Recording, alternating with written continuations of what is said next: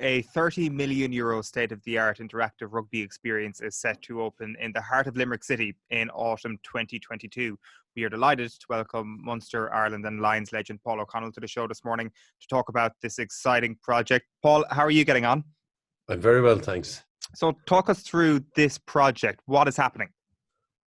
Yeah, I suppose it's kind of the brainchild of JP McManus, where he was looking at Limerick City Centre and looking at projects that could help as part of the regeneration of the city centre, and a tourist attraction was one of the ideas. And I suppose one thing led to another. It ended up becoming a kind of a rugby experience. So it's a very nice location in 4041 O'Connell Street. It's in the middle of the city centre. It's going to be a beautiful building designed by Neil McLaughlin Architects. The inside of the building then is curated by a company called Event Communications. And it's, I suppose, a digital interactive rugby experience is what it's supposed to do, and it's what it's supposed to be. And it's, I suppose, maybe cementing rugby in the city centre. It's a very, I suppose, Limerick is a big sports mad city. Rugby is a big part of the city. Obviously, junior soccer is a big part of the city as well. Hurling, football, all sorts of sports. But this is the idea we went with, and it's been. Hopefully it's going to be a fantastic project now, and a great attraction for people to the city centre, families, Irish tourists, international tourists. And I suppose it gives us a combination of things. You know, you have King John's Castle, you have Thomond Park, you have the Gaelic Grounds, you have the Hunt Museum, you have Bunratty Castle just outside the city as well. It gives a combination of things for a family to come to the city and to do over the space of a few days. What will you be drawing from for this? Will it be mostly Munster? Will it be Ireland? Will it be international rugby? No, it's international rugby. Yeah, it's not Ireland specific or Munster specific whatsoever. It's rugby from all over the world. The women's game, 7s, 15s. You know, the whole. The story behind it is that there's kind of two stories that runs throughout the experience. It's the journey from grassroots to legendary status and everything that goes in between, from, you know, the training required, the preparation required, the backroom staff, the people involved in helping people play and enjoy the game. And then it goes through the 5 values of World Rugby as well, and we use different characters to tell those stories. So you know, on paper it looks amazing, it looks spectacular, and hopefully we can deliver that. The experience aspect of it, Paul, brings to mind like maybe something like the Storehouse or the Titanic experience in Belfast. Is that the type of, like, it's not just for a rugby nut, is that right? Yeah, I suppose, look, I think any sports fan will enjoy it. I think maybe even anyone that's into tech or anything like that will enjoy it as well. Yeah, and it's an experience. It's, as I said during the week, there won't be many artifacts in the experience. It's more about experiencing the sport through, I suppose, digital pieces and little galleries throughout the experience. Yeah, and your role in it, what are you chairman of the committee? Is that right? I'm chairman. Yeah, there's a lot of people. I mean, Barry Hannon is probably the guy that works the most on it. He's our CEO. But I suppose we have a lot of people that we need to pick up the phone to, and we need, you know, past players. I mean, we've spoken to a whole host of past players and explained what the project is, and I've asked them, look, can we use your image in this, you know, and explain to them it's a not-for-profit set up. You know, most of the rugby players you speak to have heard of Thomond Park. They've been to Thomond Park, they've played in Thomond Park, or they've watched the game in Thomond Park, or they're eager to experience Thomond Park. So they know Limerick and they know Limerick's place in rugby. So everyone has been eager. Everyone we've spoken to, from Richie McCaw to, you know, Sean Fitzpatrick to Nigel Owens, all these characters, we picked up the phone to and said, this is what we're doing. They've all said, no problem, delighted to be involved. So we have a bit of a role in doing that, in chasing these people down, having the conversation with them and seeing if they get involved. So And that's an important part of the project. Once we have those people involved, once we can use their images in it, we can create some pretty cool experiences for people. It sounds class, Paul. So not going for the artifacts means you won't be shelling out for Adrian Barry's All Blacks poster behind his shoulder then. Yeah, well, that could have a place. There will be a place for little bits and pieces like that, you know, but I know he's such a big Munster fan. I don't know if he'd ever let it go. It's this not-for-profit thing that would just do for me, Paul, to be honest with you. Yeah, that'd break the deal, would it? It would be a deal breaker. What is life on the rugby front like for you at the moment, Paul? Do you get an off season in your coaching capacity? Do you always need to be on, or how do things work for you at the moment? Yeah, we took a bit of a break after the America game because, you know, we've kids and stuff that want a holiday or need supervision on their holiday. So, but mainly just watching games now and trying to follow what's happening and see what's happening in the world of rugby. You know, I mean, anything South Africa do with Rassie and Jacques is always pretty innovative. It may not be, you know, it may not be incredibly attractive, but there's always sound logic behind a lot of what they're doing. So they're always well worth watching. And same with Warren Gatland, you know, his way of trying to counteract what South Africa are doing is pretty interesting to follow as well. So you're just trying to, I suppose, keep up with the trend and see if there's anything worth copying or copying, pasting and editing it, I suppose. Is running out to the pitch in a bib as the Mayor Ishka one of those things you're going to be copying?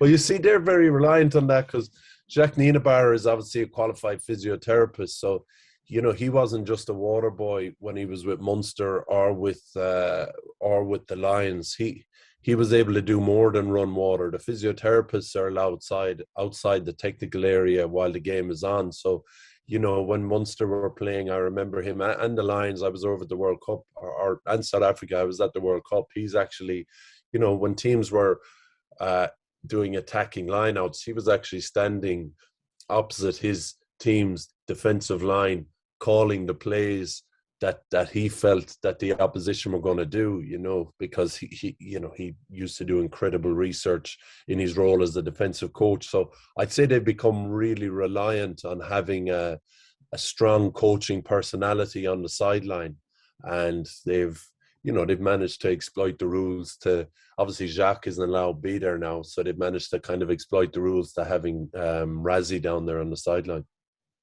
It must be incredibly exciting going into a second test that these are the guys that are chasing the series rather than the other way around, because as you say, there's something cunning about the pair of them. Even the sort of wry smile when they're doing press, it sort of feels like they know a lot more than they let on at all times. Yeah, look, I suppose they're all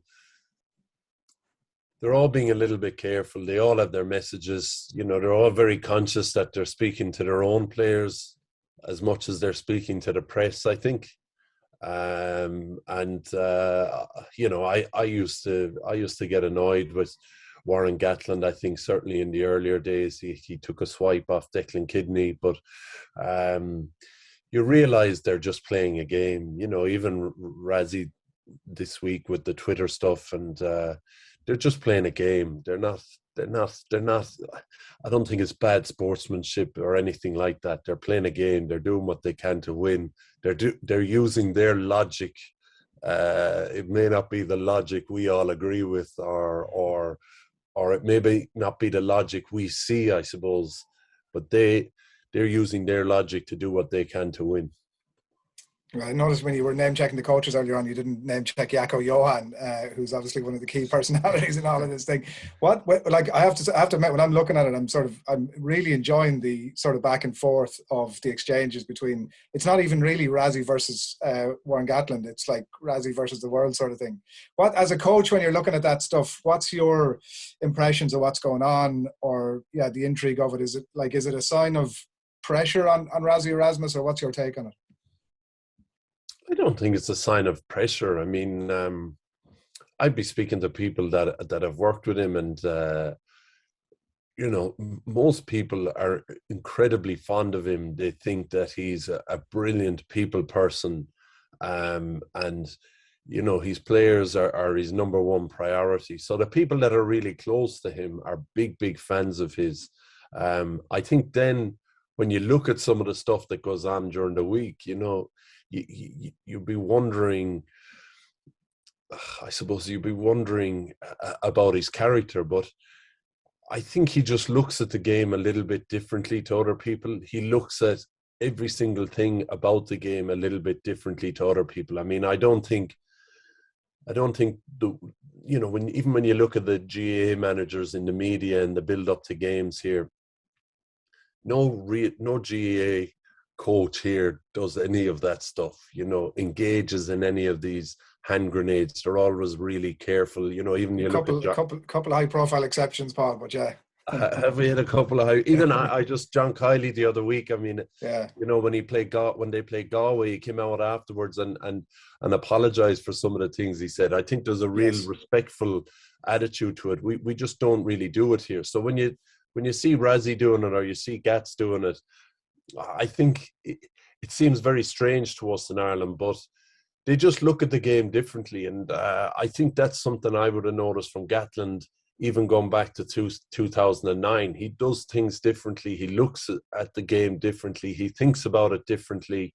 And I think the fun is in trying to figure out what he's thinking rather than trying to figure out exactly, you know, rather than trying to figure out the good and the bad of it. Just on that, on the Warren Gatland aspect of it and all the chat about Marius Jonker in the previous week, was that just, I mean, maybe the proof was in the game on Saturday, but was that stuff just trying to get inside in your view, trying to get inside the ref's head or the TMO's head to, you know, and maybe there's a similar element with the Razzie stuff, but they're just trying to deliver a message that has everybody kind of second guessing themselves. Yeah, there's a reason you don't have a local ref for the test matches. You know, it's unfair on the referee. There's no doubt the referee will be going out of his way to try and do a great job, but he's under unfair pressure, and the same applies to the TMOs. So, you know, I totally understand Warren Gatland's misgivings, and I totally understand why he would bring it up in the media, because he wants to put that touch judge under pressure. And I thought last week when I heard that it was going to be a South African TMO, I thought it was actually going to be beneficial to the Lions, because, you know, no matter what he did, he was going to be under pressure. And I think they put him under in an unfair position, really, to be honest with you. So for sure, Gatland was trying to put him under pressure in what he did in the media and the build-up. Are you confident that the Lions are going to back up their first week performance, given the changes that Gatland has made for this weekend? I'd say they'll play the same way. I mean, when you talk about their first week performance, I mean, it was a flick of a coin, really, who won the game. I mean, one or two decisions go either way and the other team wins the game, and one set of coaching staff looks great. And that's the way the South African games have gone, even in 2019. That's the way those games went. The Welsh game in the World Cup, you know, when they drew with New Zealand in 2019, I suppose they want to give you back the ball, and then they want to put you under pressure and try force you to make mistakes, and then they want to exploit those mistakes and score in one phase or two phases, and no more than that. They're not looking to create anything per se, and the Lions have more or less done the same thing against them. I mean, when Wales played South Africa in the World Cup, they kicked the same number of times. I think maybe South Africa kicked the ball once more than them. They effectively played the exact same game back at them, and that's what the Lions did at the weekend again. They played their game straight back at them, and it essentially becomes a flick of a coin who'll win. You know, who'll get the little bounce of a ball, or who will get the refereeing decision. You know, you got to give big credit to the Lions for scoring a maul try. I think, you know, I think that is a very, very difficult thing to do against South Africa.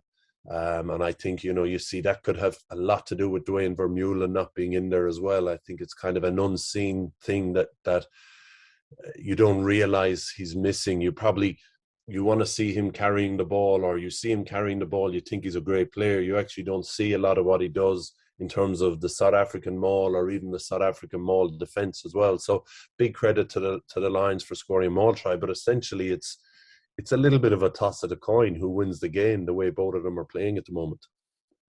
I remember one of the previous tours you mentioning afterwards that was it Justin Tupraker, one of those players that had gone into great detail about how they prepare, or some technique. There was something that you took that you were kind of, if I remember rightly, sort of almost surprised that he was as sharing as he was. With that mindset, or with your coaching at and watching the game at the weekend, was there one player or move or theme that stood out for you in a way that you were like, yeah, we could actually, let's make a note of that, we could do that?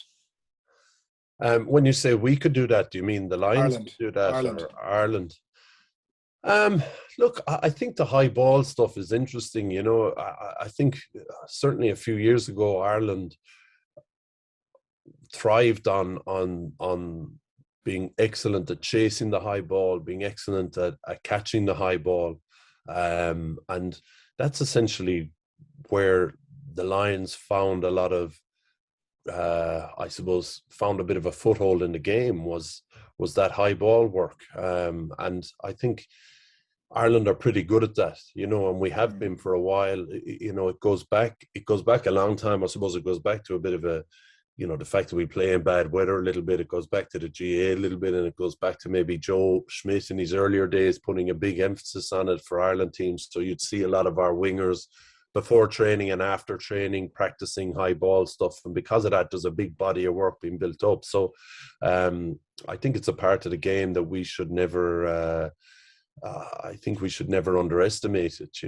All these things come into fashion and out of fashion, and sometimes the high ball stuff, teams get really good at defending it, like England have done in the past against us, and then it kind of falls off again and you can start having a crack at it again. So that was one of the things. I mean, I do think maul defense and maul attack and scrum, you look at Tyke Furlong and the job he did in the scrum at the weekend. You look at some of the big quality, big men that we have coming through, those are places that you can really get a foothold into the game against teams. And the Lions did it well at the weekend. You got to credit them for scoring a maul try. I know that it's probably a boring part of the game, but it's a very difficult thing to do at the moment. It's one of the reasons you see Exeter and Leinster and all these teams taking a quick tap from 5 metres out instead of going for the maul. It's become so difficult to score now.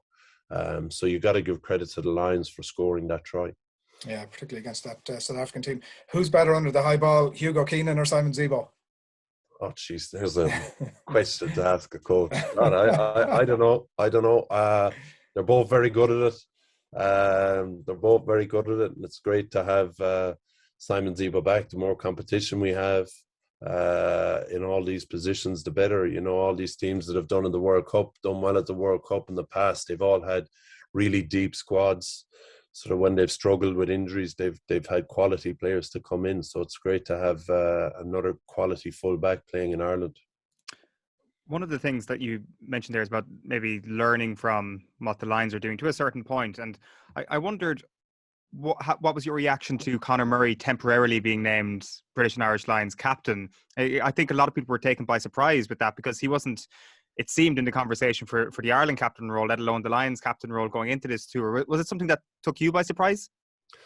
Yeah, it probably did. I mean, it probably...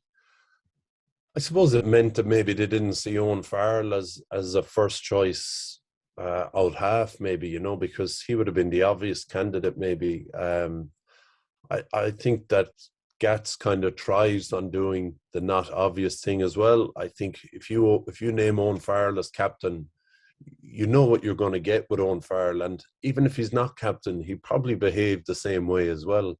I would say Gats has probably massive respect for Conor, and he's probably thinking by naming him captain, he'll get a little bit more out of him. I mean, Conor doesn't say a lot, but what he does say tends to be pretty accurate and on the mark. And it's probably the more of that you can get, the better. It probably means that Owen Farrell, continues to behave the way he would always behave, even if he was captain or not captain, but you get a little bit more out of Conor Murray. And then probably other guys around him kind of go,